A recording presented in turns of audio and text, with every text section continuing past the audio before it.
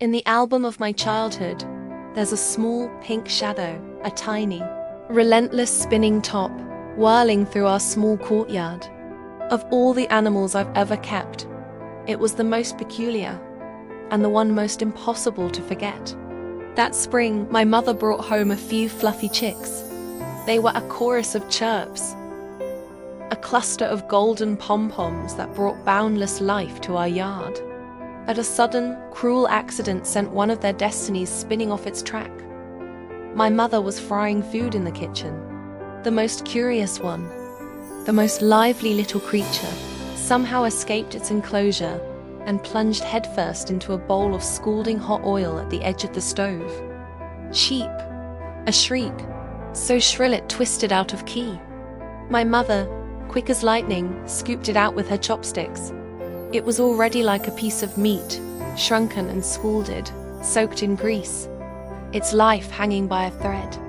This poor thing, I'm afraid it won't make it. My mother sighed, her heart aching. I held its tiny, burning body, tears streaming down my face. I refused to believe it would just die. I gently cleaned the oil from its skin with warm water and fed it drops from a cotton swab. It was so small, its breath too faint to even grasp. But a miracle happened.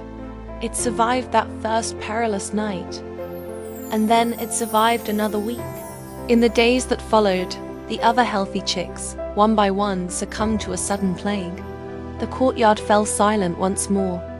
All that remained was the lone survivor, the one who had clawed its life back from a vat of boiling oil. It had lived, but at a heavy cost.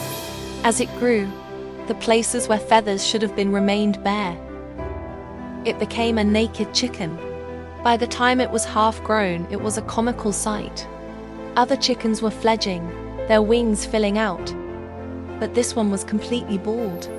Its skin, pink and bare, glowed in the sun. It looked just like a little walking meatball. The neighborhood kids all laughed and called it the naked chicken. But I thought it was my hero. I named it Keki, which means miracle. Every day after school, the first thing I would do was run to the yard to find it. It always spotted me first, rushing toward me on its two little legs, cooing. Wherever I went, it followed like a little pink shadow. I would often hold it, stroking its smooth, warm skin. "Kiki," I'd whisper, "you're not ugly at all. You're the bravest one." It would nestle quietly in my arms, rubbing its little head against my palm, as if it understood every word. Then, on its bare tail, a few more feathers miraculously sprouted. They were long and thin, standing there alone, like a stubborn little flag. Touting these new plumes, it ran around with even more spirit. Just when we thought it would be a meatball for life, the most astonishing change began. As if overnight, a dormant life force deep within it had been awakened. Pale yellow fuzz began to push through its skin, and within days, covered its entire body. This was followed by real, glossy feathers, a deep russet brown with a metallic sheen. It was a phoenix-like rebirth. In half a month, it transformed from a comical meatball into a magnificent chicken, cloaked in splendid, heroic feathers. And though it was a hen, it grew as if inflated with air. Soon, it was taller and more formidable than any rooster in the neighborhood, strutting with a proud, imposing air. Its strength wasn't just in its size. One day on my way home from school, a rooster suddenly leaped out and attacked me. I don't know where Kiki came from, but it suddenly appeared, fiercely protecting its little master. In just a few rounds, it sent the burly rooster fleeing in terror. One afternoon, I even saw it in the corner of the yard, striking like lightning at a small mouse trying to scurry away. It actually swallowed the mouse. The fluid, ferocious movement was less like a chicken and more like a hawk. From that day on, our home was completely free of mice. It was just that kind of chicken, an iconoclast, a battle chicken reborn from the fire. But the greatest shock it ever gave me was when it laid its first egg. It had been restless for 2 days, anxiously lying in its nest. I was worried sick.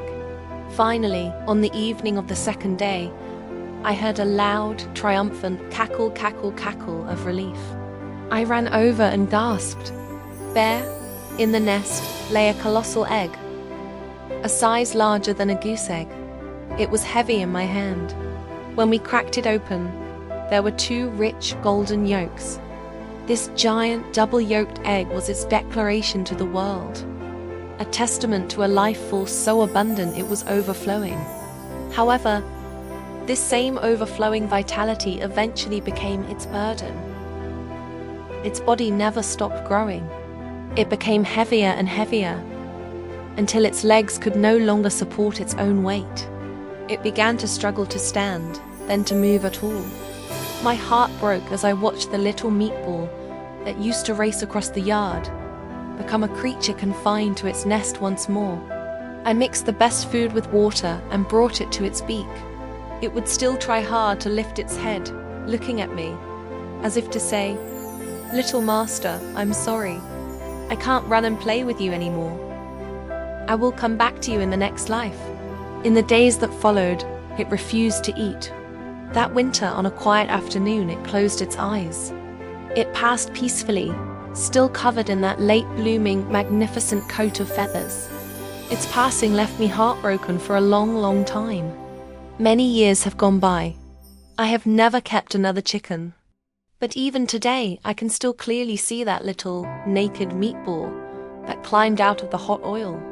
With its entire life, it showed me just how tenacious, how utterly fearless a life can be. It was not an ordinary chicken. It was my childhood's most fervent, burning ode to life. Thank you for listening to my story.